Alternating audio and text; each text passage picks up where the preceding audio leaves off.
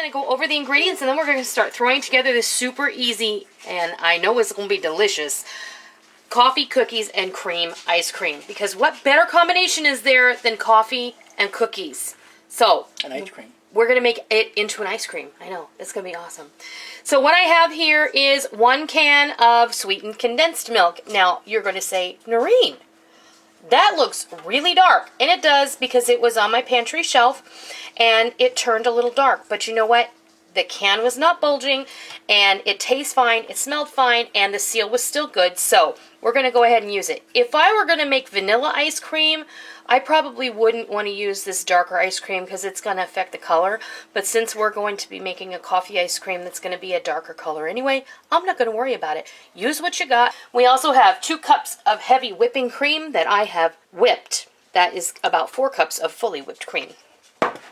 We're also going to be using, and I'm going to go ahead and dump this right in here now. This is 1 shot or 1 ounce of Kahlua or a coffee flavored liqueur. If you abstain from alcohol, you can just leave that out. But this helps to make the ice cream smooth and creamy and not crystallize in this no churn version.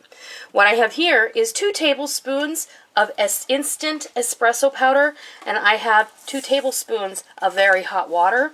And I'm just going to mix these 2 things together. And what's going to happen with this is the water that you had to use to dissolve the espresso powder is going to be offset by the liqueur that you've used in here. And I'm going to add about a splash, about a tablespoon of good quality vanilla extract. And now all I'm going to do is give this a whisk.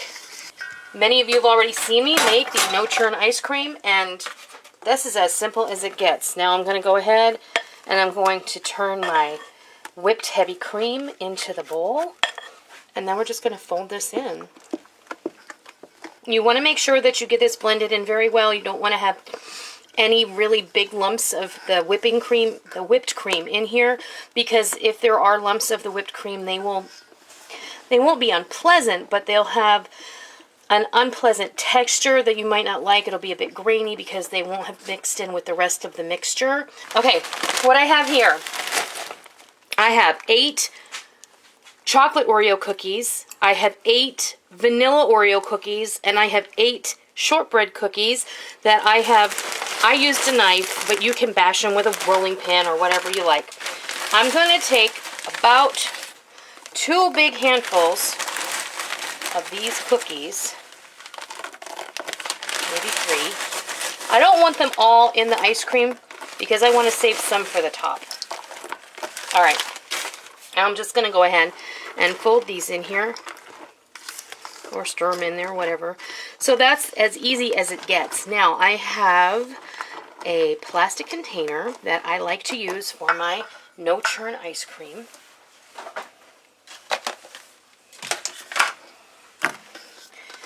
And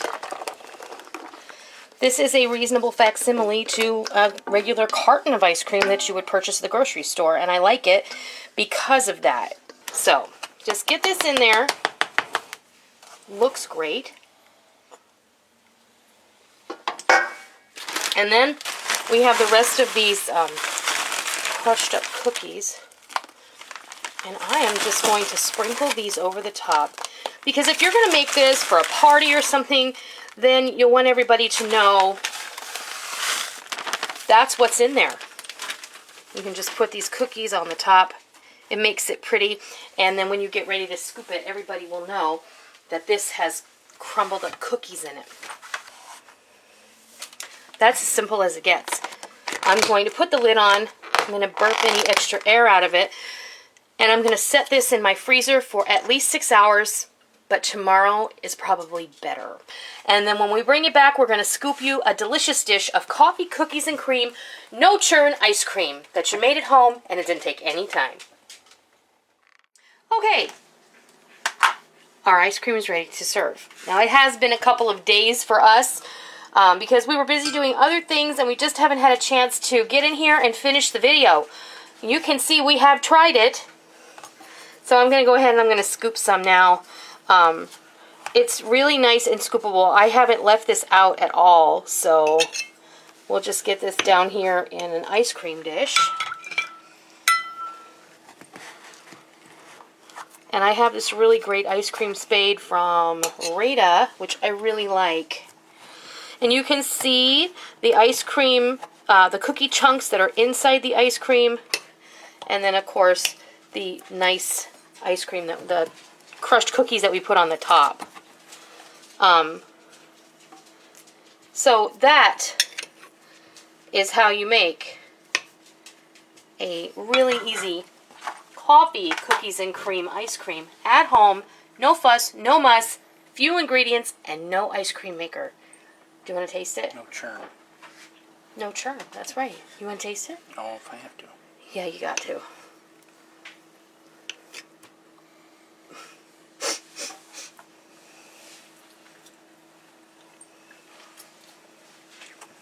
Ooh. That's really good. I want to taste it too. Whoops, I keep flinging it over the side.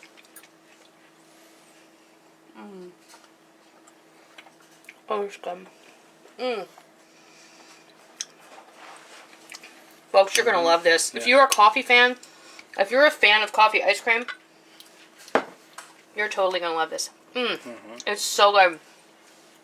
Now, for those of you who've not tried no churn ice cream, it is on the sweet side. So, because I always get comments on the no churn, it's so sweet. What can I do to make it less sweet? Nothing. This is the recipe. And ice cream is a sweet treat. So, just enjoy it. So. And don't eat too much. And don't eat too much. That's absolutely right. To be honest with you, it'll probably take a good long time before we eat this whole thing anyway. When we serve it up at the end of a video for a picture, we always give a very generous portion. And to be honest with you, nobody's going to eat that much anyway. I couldn't. Nobody's going to. So, there you have it. There is a delicious homemade coffee, cookies, and cream, no churn ice cream that you can make any old time, not just in the summer. I hope you give this a try, and I hope that you love it. And until next time, I'll see ya. Thank you for joining me in my kitchen today. I hope you liked what you watched today, and I hope that you try it, and I hope that you love it. If you like what you saw, please consider hitting the thumbs up button and giving me a positive rating. And also, make sure that you hit the subscribe button if you're already not a subscriber so that you don't miss out on any of the fun we have here in our kitchen every single day. I hope that you enjoyed it. I'm really glad that you're here. Thank you for stopping by. Don't forget to come by tomorrow. Until next time, happy eating!